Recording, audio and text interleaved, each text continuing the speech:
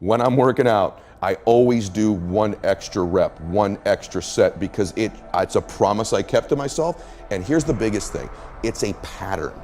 It's a pattern I keep of me. I always do a little extra. I always go the extra inch. And the quickest and easiest place to do it is the gym, because I can always grab one more weight, one more set. And here's what it does. It shifts your identity. Everybody, welcome to Impact Theory. Our goal with this show and company is to introduce you to the people and ideas that will help you actually execute on your dreams. All right, today's guest went from broke and having to shower at a public pool to building his own business and a net worth of hundreds of millions of dollars. Today, he's recognized as one of the premier business leaders in the world, but initially, his dream was to be a professional baseball player, and he was well on his way when a career-ending injury crushed his dreams. In an instant, he lost all motivation and drive, but thankfully, his father, a recovering alcoholic who understands the power of effort, refused to let him quit on his life and got him a job working at a group home for disadvantaged and abused boys. In seeing the positive impact he was able to have on the lives of these kids, a light switched on in his mind. He discovered that being of service fed him far more than success in baseball ever had. So when an opportunity with World Financial Group presented itself, he went into it with an attitude of service rather than greed, and this shift in his perspective ended up making all the difference.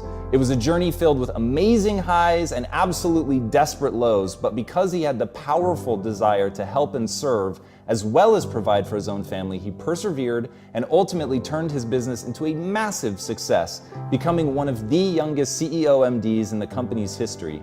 And from there, he continued to grow, building one of the most successful and inspiring nationwide teams of associates in WFG history, a track record of success that saw him named the agency chairman, as well as being recognized around the globe as a peak performance expert who has equal parts love and insanely high standards.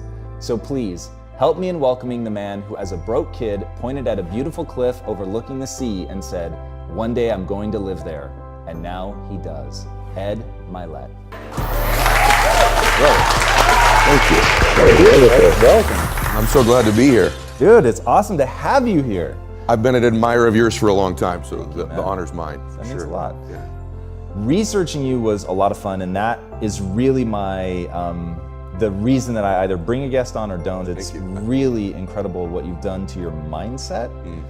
And the thing that I have the chills just thinking about asking this question. Okay. There's a Malcolm X quote that you really like. Yeah. Tell me what it is and why it's so powerful. That which you do not hate, you will eventually tolerate.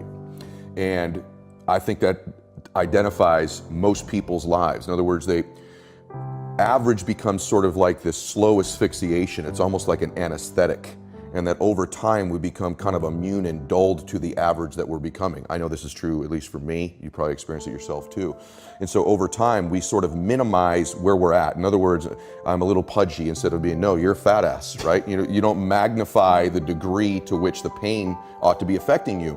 And so really what he means in that is, listen, you're gonna get out of your life what you'll accept. That's really difficult for people, I think, to understand is, look, what you think you're worth and what you're gonna tolerate is absolutely what you're gonna bring into your life and what the outward part of your life's gonna look like. And so I live by that. Like, I let myself sort of feel the pain and the difficulty of being not where I wanna be in whatever that area is, whether it's my spirituality, my relationships, my money. I let myself feel that pain because, as you know, there's two motivators, right? There's the gaining of pleasure, right? Wanting to go get something, chasing the dream, but then there's the avoidance of pain. And for a lot of champions, that's a pretty big driving force for them. And so at least for me, I leverage both of those things on me to get myself to take action. So that's what that means to me. You've got the whole concept of blissfully dissatisfied, which I think is brilliant. Thank you. Walk people through what that is, but what I really want to know is, how do you keep that from breaking you? Wow, no one's asked me that before. It's along the same vein, really, as getting what you'll tolerate. So there's this misnomer, and you've watched this even in your own life or the successful people you've interviewed. So there's this thing people think that, like, I'll be happy when? Once I get like this big, amazing home, or once I get this car, or once I get this relationship or an amount of money, then I'll allow myself some happiness. The problem is the finish line always moves. You never arrive there, right? The other part is people think, well, if I enjoy myself now, I'm gonna lose my drive. In other words, if I can just wire myself with enough pain all the time, I won't lose my drive or ambition. The truth is there's no correlation between the two at all. There's no relationship between you feeling complete pain all the time and losing drive. And so I talk about living in a state of blissful dissatisfaction. And really the best example of that would be like if you've ever, I love a good meal, right? You know, if I bite into a great piece of steak, if you're a steak eater like I am, you take that first bite, it's like complete bliss, right? There's no correlation between how great that tasted and your lack of desire for the next bite. In fact, that bliss causes you to want more of it. And so the more we can begin to reward ourselves with bliss, we're not going to lose our dissatisfaction. We're not going to lose that. And so for me, our brains, this dopamine hit you get when you do something successful, if you constantly cheat yourself out of that hit, right, biomechanically in your body, less and less in the future will you want to achieve the next level, the next dream, the next step. And that's why so many people stall out in life. They got to a certain point and they cheated themselves out of the bliss, out of the celebration. It's important that we celebrate our wins. We celebrate our lives because it causes us to want the next bite. It keeps us hungrier, not the reverse. And so for me, I want to live in a state of being grateful and blissful now, not waiting for some future place or date that may never arise. So that's what it means for me. Yeah, no, that concept to me is really powerful. And I talk a lot about, so 80-20, right? I spend 80% of my time thinking about the things that are amazing in my life that I'm grateful for, the beautiful things that I want to build and create. But I also spend 20% of my time kicking myself in the ass. Yes. Because otherwise you get really stagnant. But the feedback that I get from people is they end up going down a dark path. Like, how do you help people not begin to erode their self-confidence? And maybe the right place to start with that is, where does self-confidence come from? Right, which is important because there's no relationship between that and eroding your self-confidence. In other words, self-confidence is really self-trust. So the first thing is, the people I know that are really happy are very self-aware. In fact, the best entrepreneurs I know are very self-aware. They're aware of their shortcomings, right? They want to improve them. They want to get to the next version of themselves all the time. And so for me, self-confidence comes because I didn't have it. And I think anytime you meet somebody like yourself or myself who might now appear self-confident, it's because I really had to find tools and resources because I was so insecure and shy and introverted. So I had to find techniques and resources to build that up in me. And for me, it's very simple. It's the promises that I keep to myself. If I have a habit over and over of beginning to stack one on top of the other, of keeping promises I make to me, not other people. In other words, the minute you begin to get external in your life, worrying about what other people think about you, right? You've lost all control. And it never fills you up. And people's admiration, people's gratitude towards you will never fill you up. It's your own. It's your own inside. And so for me, self-confidence comes from keeping the promises I make to myself. And the other part of it is being aware I'm doing it. In other words, most people don't give themselves enough credit all the time. They're very aware of these 20% things and not aware of the 80, right? And that's why the dosage is so important too. You've nailed it. It should be 80-20. Right? Because people get addicted to this. I'm not good at this. People don't like this about me. I don't feel good. Instead of focusing on the 80 and stacking it up. Wow, I did eat what I said I was going to today. I did get up when I said I was going to. I made the amount of phone calls. I treated people in such a way I promised myself. It's not just doing those things. It's rewarding it. It's being aware of it and stacking that up. When I work with athletes, the successful athletes I work with, when they're in a slump, it's never that they can't hit a ball anymore or make a shot or swing a golf club. They've lost their self-confidence. Somewhere along the way, they've lost the ability to focus on the things they are great at and stacking those promises they make to themselves. And the way I get them to break their slump is not correcting their swing or getting them positive. It's getting them to acknowledge the small promises, showing up to batting practice early, hitting that extra bucket of balls, beginning to reward themselves for the extra promises they keep to themselves, puts them back in a state of self-confidence. All of a sudden, they're hitting the ball great again. All right, this is so important, man, and I really hope people are listening. And your story's so incredible, and if we had more time, we could go down every avenue. When you were starting out, you're broke, your wife's car got foreclosed on, your water was turned off at one point. I mean, it's like literally crazy. How do you begin to build that, like for real you, not in the abstract, but how did you begin to build your self-confidence when like you're teaching people how to do something that you haven't actually done in your life? Which like that moment is where most people get trapped, right? They see you now successful and they just write you off a little bit because it's like, well, you've done it. But if they could see you at that moment and understand what you're telling yourself and get to like the reality of Velcroing your car to look like a Mercedes, right? So there's this really weird, like, you're not quite like just fully accepting where you are, but yet you really do accomplish it. Yeah. Wow. That is such a good question. That's another question I've not been asked that way before. So if we really go back and we look at it, I had a couple good things happen for me, or to me. One was, at that time, my wife did get frank with me. This is not who you are. This is not what you're about. I don't recognize this person. This is who you are. And I had a other person, to my benefit, pointing out to me the things that were great about me. Now, this is gonna sound hokey, but I'm gonna give you the big one. And this is why life gives you these great tests. I had a really good friend of mine, I went to lunch and he said, I don't know who this guy is here in front of me. And he goes, let me ask you a question, honestly. Right now, what are you grateful for? And at the lunch I said, jack shit, nothing, brother. There's nothing good in my life right now. And I'm not exaggerating this to you when I tell you this, and this is a factual story. As I'm mouthing these words, two people walked in with an older man. Both of them clearly were fighting cancer somehow. Both had lost their hair. One of the ladies had a bonnet on and they were barely moving in. Both walked by our table and gave me the most warm greeting, the warmest smile as a stranger. And he goes, that's pretty freaking pathetic. You can't find anything in your life to be grateful for right now. And on the drive home, I'm not kidding you, I started to stack gratitude. I started to take inventory. Because if you can find things to be grateful for in that space, man, is your life going to be rich when there really are external things to be grateful for. So my first mechanism out of that space was honestly to stack the things I was grateful for, and I started reinforcing it over and over and over again. And what happens is there's this reticular activating system in our brains, right? And all of a sudden, because that's the messaging I was giving myself, all of a sudden, all these things start to come into my awareness that I'm grateful for. I start to magnetize to myself some people that I needed to find into my life, and that was the next layer. I started to see things to be grateful for. My health, my fitness, people who loved me. And what it did is it changed my state. When I stacked gratitude, I changed what I did in the morning, and I changed what I did in the evening. And so somehow by grabbing control of my morning, and by grabbing control of my evening, I got some measure of control over the middle of my day. I was an out of control person back in those days, meaning this: I woke up worried, stressed, fearful, and I immediately start thinking about a bill I had to pay, something that was wrong, and I'm in a state of reaction to begin I'm talking within 6 minutes of waking up, 6 seconds. Most people listening to this, that's what they do. I said, I gotta grab control of my morning, and I set up routines in my morning. Maybe they served me, maybe they didn't, but they were things I could deliver on doing for myself.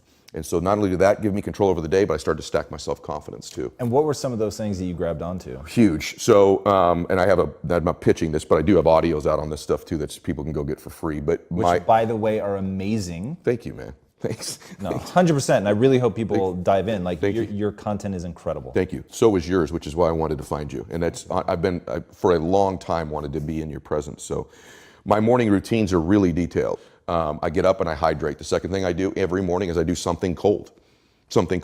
So whether that's I jump in the ocean, because now I live in the ocean, but in those days it was taking a cold shower or splashing some cold water in my face or walking out when it was cold.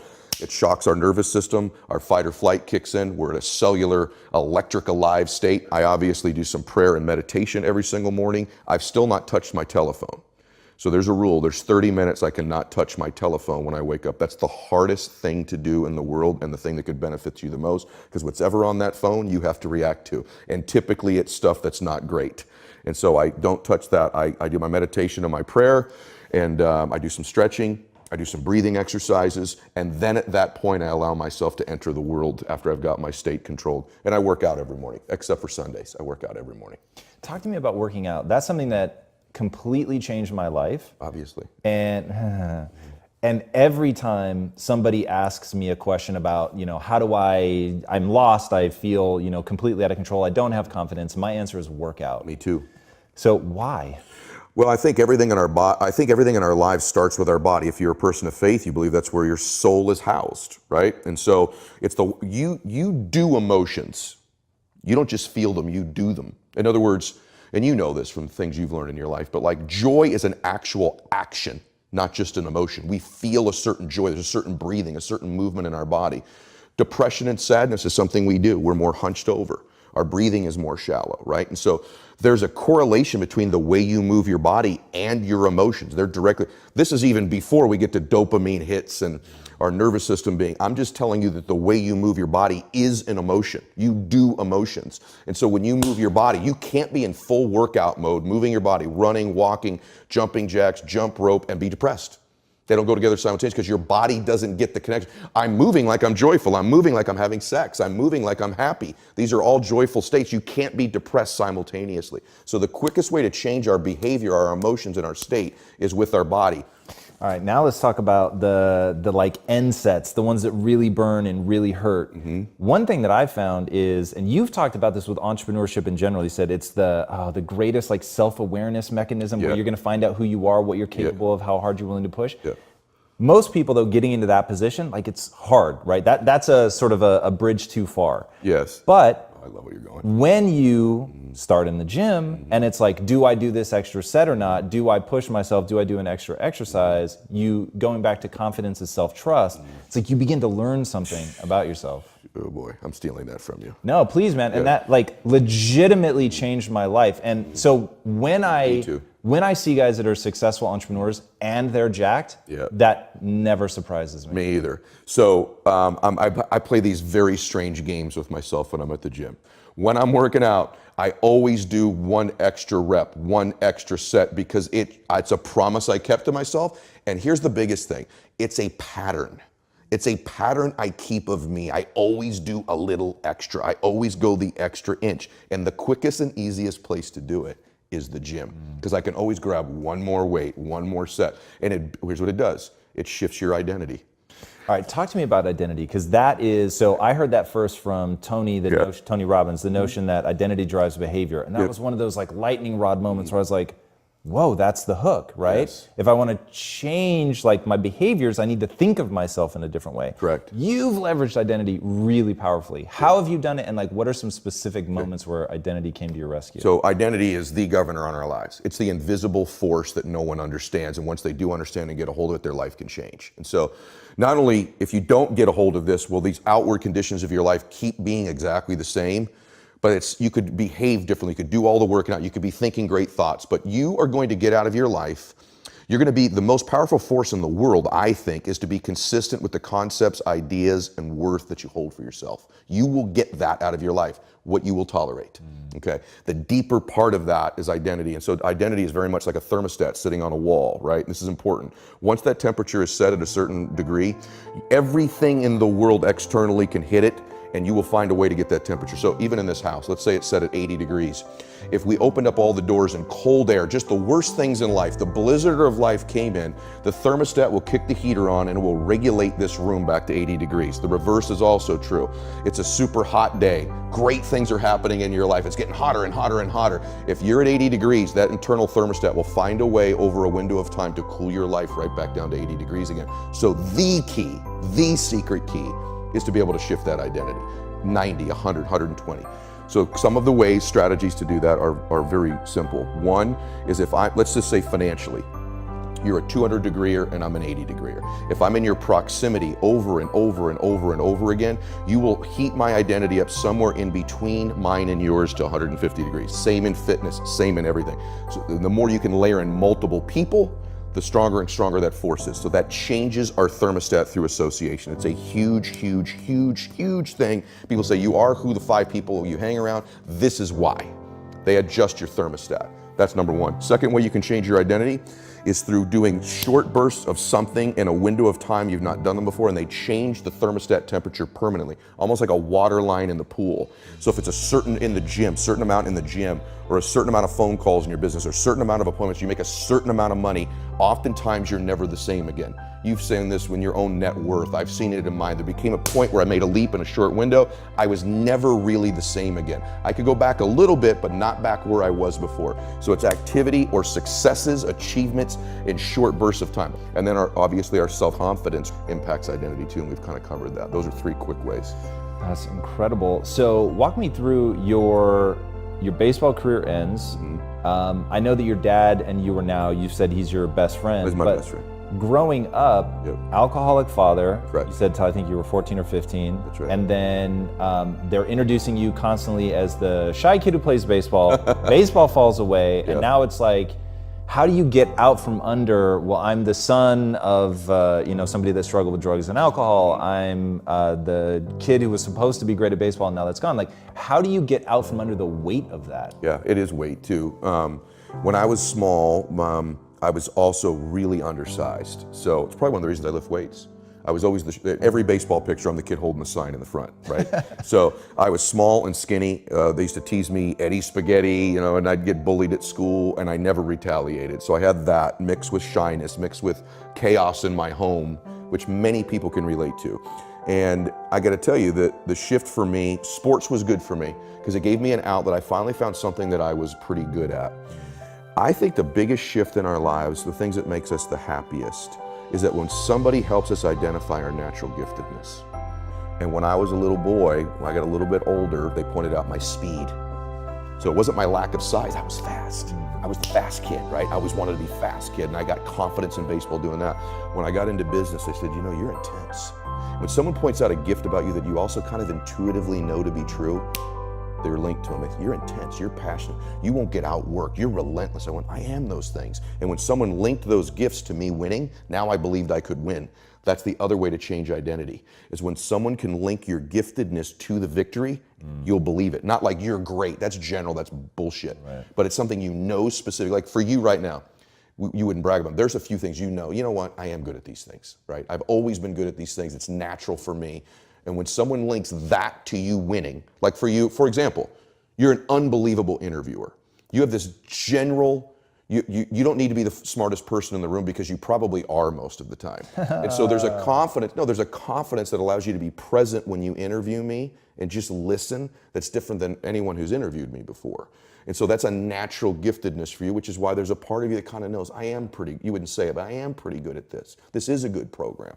And so the way we change your identity, the way I changed mine, was by getting in touch with what some of my natural gifts were and then using them in my career, using them in my life. That shifted the weight right off of me. Because the weight was, I suck, I'm shy, I'm small, I have a screwed up family. That's the weight, right? The lifting off of the weight is, these are some gifts God gave me, or the universe gave me, or that at least I know I have, and I can spend my life using these gifts. Now I've got hope. Now my identity's changing. Now my life takes a different direction. That's amazing. One thing that you have talked about, and this is, I think, the thing about your notions on identity that I find really incredible, is that in the early days of you building your business, you said, and I quote, I was a dick. Yeah. But you were open to hearing that. Most people can't hear that. So that's a moment where you accept that your identity is something that you're not proud of. How do you make that change? How do you go in a new direction where somebody, instead of pointing out something beautiful, they're pointing out something ugly? Yeah. Aren't most of the friends that you revere the most willing to take coaching from you? 100%. Me too. And so I can't tell you why I'm this way, but I do believe it was baseball. I never took it personally when a coach said, you're dropping your shoulder. In other words, because of athletics, when a guy said, spread your right leg out, your legs are too close together, I never thought, I suck, I can't hit. I wanted to know how to hit better. I wanted to know how to throw better.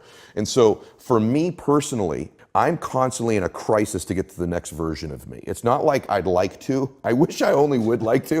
I probably have a little bit more peace in my life. I am in a crisis to get the next version of me. And so the guy sitting in front of you right now, if I come back in a year and I'm just the same exact person with the same thoughts, same ideas, same ways of delivering them, this was a wasted year of my life, right? So I want to know how to get to that next version of me. And so for those of you that struggle with taking criticism, you got to ask yourself, how important is it to you to grow? Because you were put on earth to grow, to contribute, to serve, to help. You were in your way. And the current version of you is perfect as it stands right now, but it will be inferior next year. You're perfect as you are now, especially you ladies listening to this. There's all this messaging, you're not this, you're not smart enough. Women are too dominant, then they're a diva, right? Or you're not beautiful enough. Ladies, men, you too. You are perfect as you exist right now, but that version of you isn't sufficient next year. You got to be crazy, hungry, crisis to get to that next version of you. I want the data. I want the input. I want the information. I want the feedback to get to the next version of me, regardless of how it emotionally makes me feel. I'm like driven by that. Without that information, why am I living? Dude, right?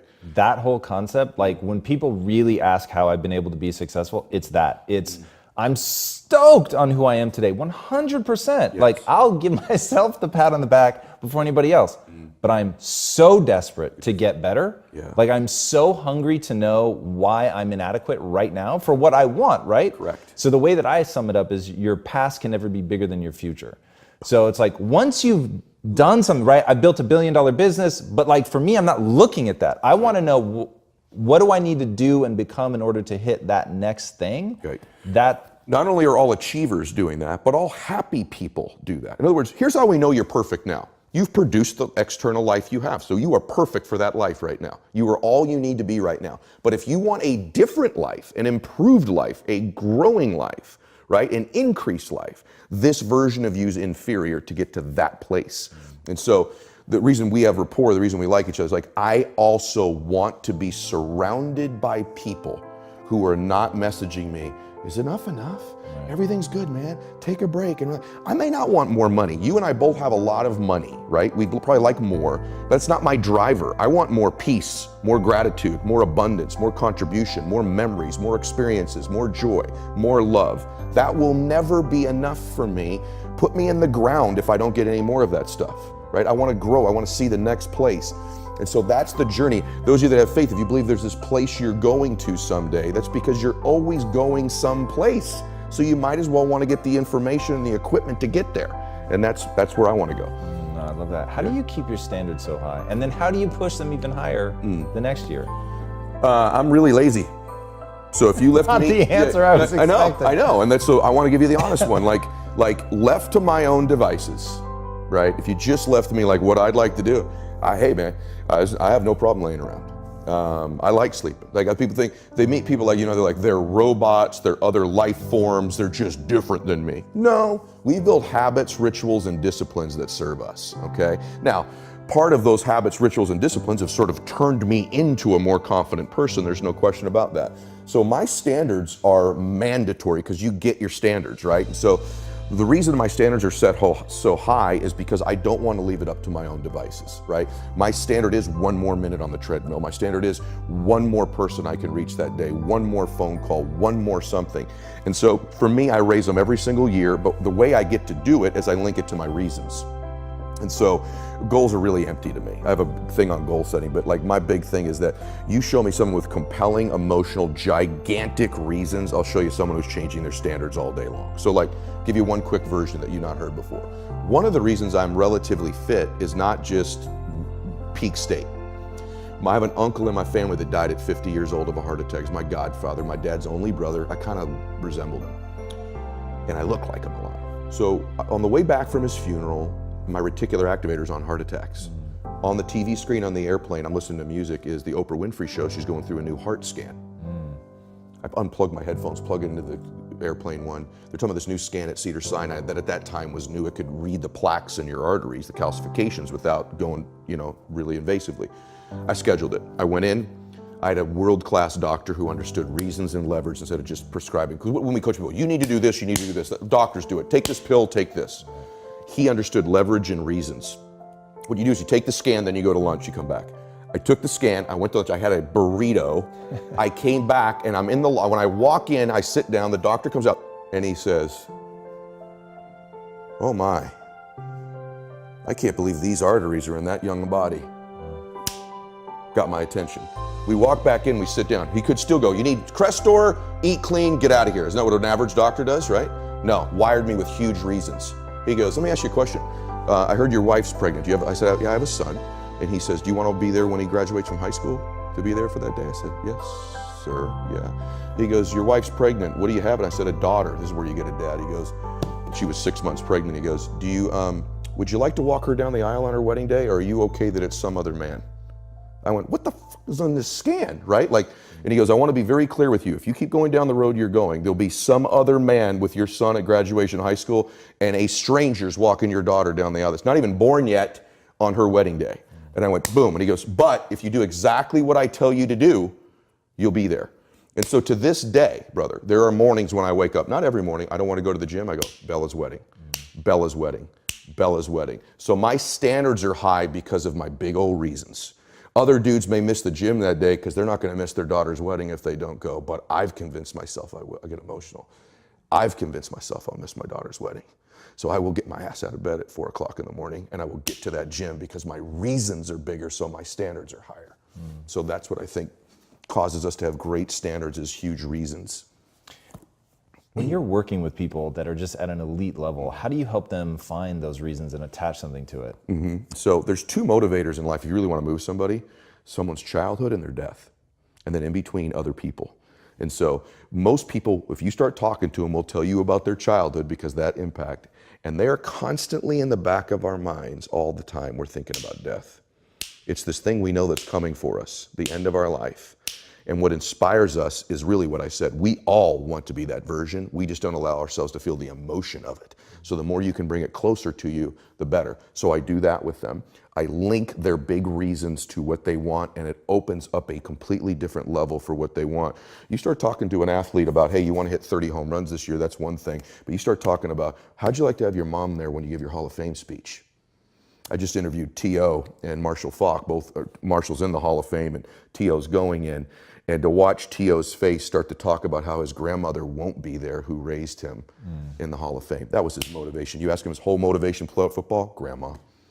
Not Hall of Fame, not, Pro Bowls, grandma. It's always people that we link these achievements to. So that's how I get them to, believe it or not, even athletes, I get them talking to me about the people and dreams they have. Then we link their goals to them.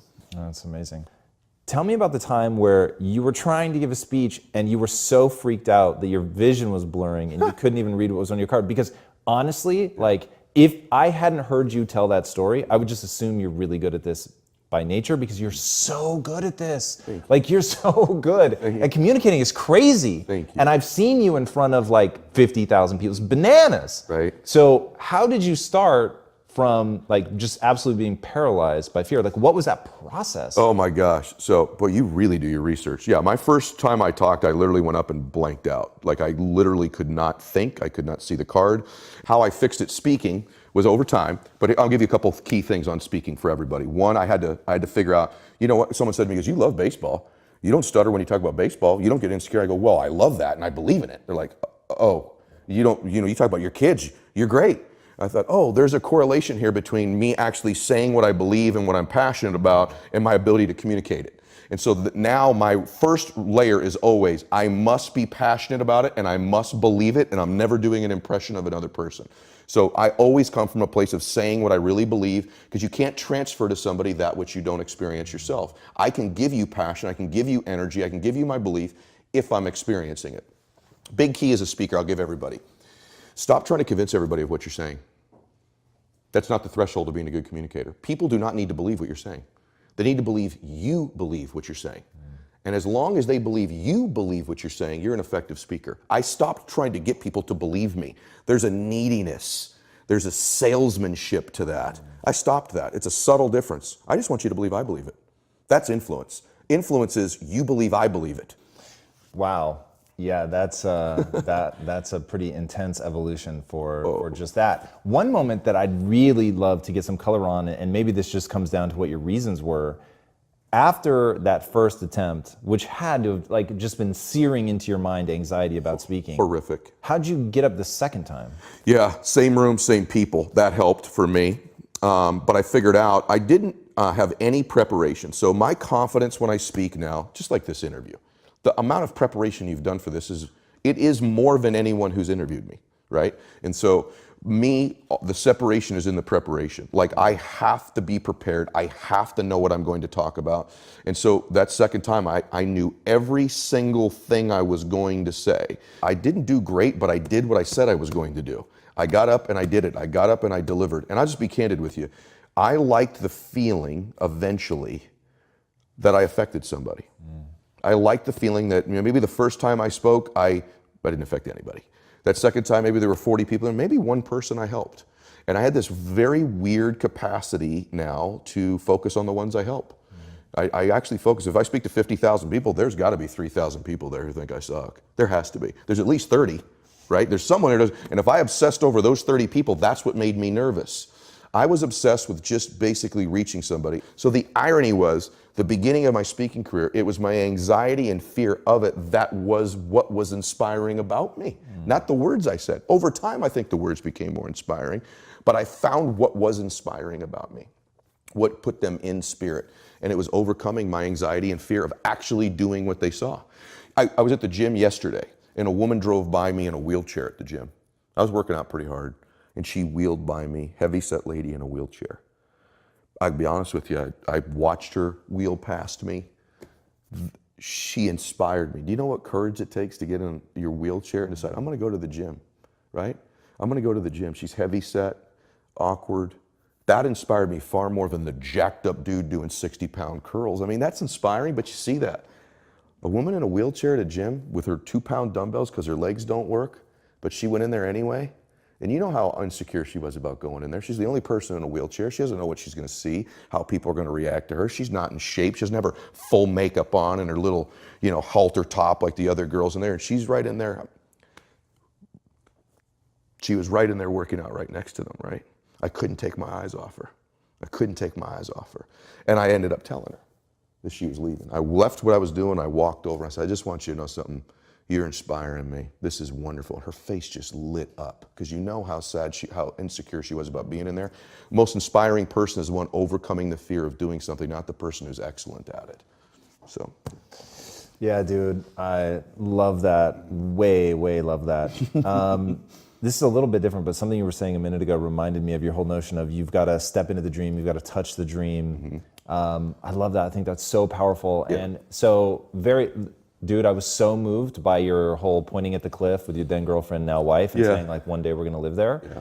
Because my wife and I used to drive around this neighborhood and say like, one day, and dude, I have the chills again. When you said your obsessions become your possessions, like that is literally like that thing that you really think about and focus on. What do you mean by stepping into the dream, and how can it serve people? That's wonderful. By the way, you picked a really good place to step into. Thank you.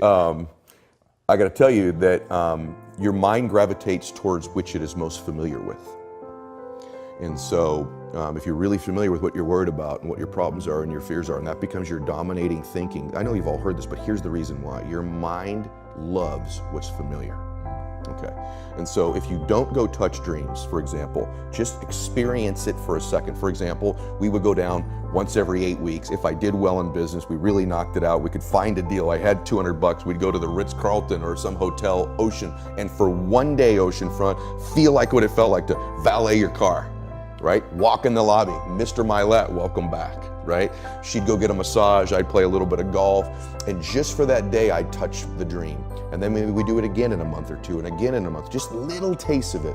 My mind began to become familiar with it. And more crazy, I started to kind of trick myself into thinking I belonged there.